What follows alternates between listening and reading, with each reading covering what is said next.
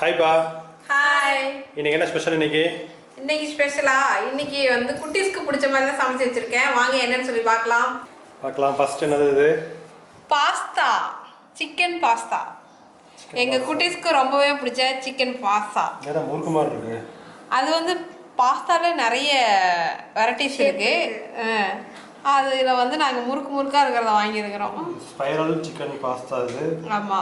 Plus இது என்னது? Chicken chilli. Chicken 65. ஆமா. ஆனியன் வந்துட்டு நீட்டா போட்டு நீட்டா இருக்கு. நல்லா ரிங்கா போட்டு அழகா பார்க்க சூப்பரா வச்சிருக்கோம். தென் அப்புறம் சிக்கன் கறி தோசை. இது நிஜமா சிக்கன் கறி தோசையா? ஆமா, தோசை ஊற்றி ஏதாவது கறி இங்கே இருக்குல்ல, கறி வந்து சின்ன சின்னதாக கொத்தி போட்டிருக்கணும். அது வந்து கொத்த மறந்துட்டோம், அதனால் அப்படியே அள்ளி போட்டாச்சு. குழம்பு அள்ளி ஊற்றி அதெல்லாம் அப்படியே போட்டாச்சு.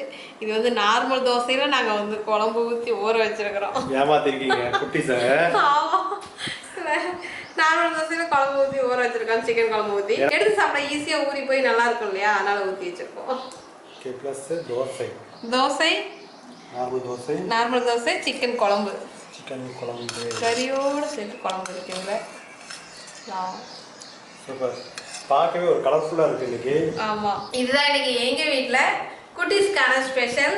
உங்கள் வீட்டில் என்ன ஸ்பெஷல் அப்படிங்கிறத மறக்காமல் கமெண்ட்ல தெரியப்படுத்திக்கோங்க. 50-50 தோசை